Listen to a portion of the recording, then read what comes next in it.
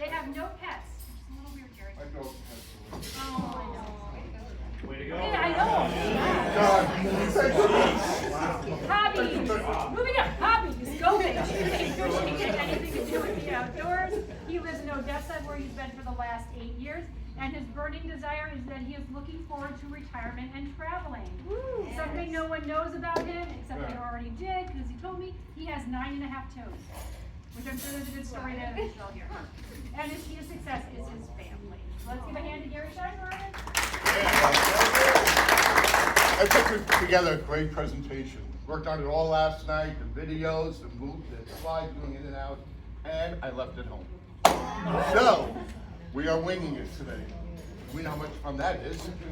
So anyway, Gary Sheinberg with Insurance Solutions of Tampa Bay. A lot of you guys don't know what I do exactly. You know, we do commercial insurance. We do general liability.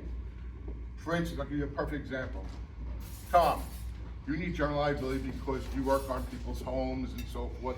So if something happens to that home, it's completed operations. That's part of your general liability. Any business, if you're renting space, your landlord's going to ask you for a certificate of insurance. Why? They want to make sure you have general liability, and they want to be named as additional insured on your policy. So if I come to your office and slip and fall, not only going to sue you, but I'm also going to sue your landlord as well. So all landlords normally, 90% of the time, will ask for a certificate of insurance. There are 5 sections to a general liability policy: bodily injury and property damage. Someone comes onto my premises, slips and falls, that's bodily injury. You have a client's home, you break something, that's property damage. You have personal injury and advertising. You have, got my nervous, fire damage, legal liability, and medical. That's part of the general liability. That makes up all the general liability. We also do workers' compensation. Now in the state of Florida, workers' comp rates are governed by the state of Florida, not by the individual insurance companies. In Georgia, every insurance company has a different rate for workers' comp, not in the state of Florida. Also in the state of Florida, if you're a contractor, if you have 1 or more employees, you must carry workers' comp. If you get caught, you get fined, about $5,000 a day. With non-construction, 4 or more employees, you're required to carry workers' comp. It's a catch-22. Workers' comp was designed to prevent the employee from suing the employer should they get hurt on the job. I have 3 employees, they get hurt on the job. If I don't have workers' comp, they can still sue me.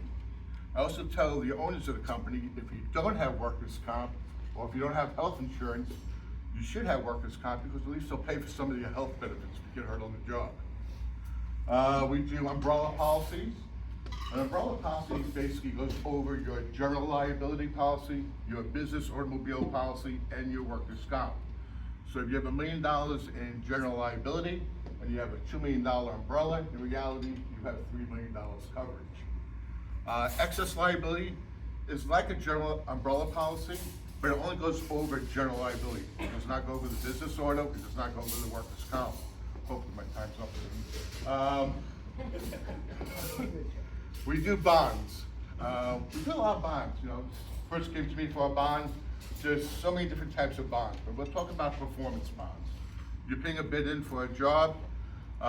First, it's called a bid bond. You're paying a bid in, but a performance bond is guaranteeing that person that you're doing that job for the price that you stated. That's what a performance bond is. Chris needed a performance bond. He was working on a big job site, and they wanted to make sure for that price he gave them that he was going to do that job for that price. He didn't want to walk off the field. We do commercial automobile. That's any business that has a vehicle in the business name. Once again, it covers body injury, property damage, comp and collision, uninsured motorists, and so forth. 2 minutes left. Any questions? I got it. Oh, thanks, Jack. Does the umbrella policy cover like if the data breach or hacks, stuff like that? Like, No. No? No. Is that a separate policy? That's a cyber insurance policy, and we talked about that a few, but we talked about that, and I want to thank you. I got 4 new businesses from you guys, so thank you very much for that. And my time is up. My cyber insurance policy. I'm sorry? You said you do my cyber, thank you. Yes. Yes. Yeah, what's the best way to refer you? How fast can we? Yeah, that's fine. first, a lot of us have problems talking about other people. You know, for instance, Jack visits a client. He's worried about getting the business, so he doesn't have time to talk about, hey, you like your insurance. Just say you're happy with your insurance quotes. You're happy with your insurance agents. That's really bad. Just have to speak with the client. When I sit down with a client, I'll talk to him. Jack gave me a client last week, the mechanic. Yeah. You know, he needs to have construction done on on his place. He has to have walls put up, electricity put in. So it's now a big job all of a sudden.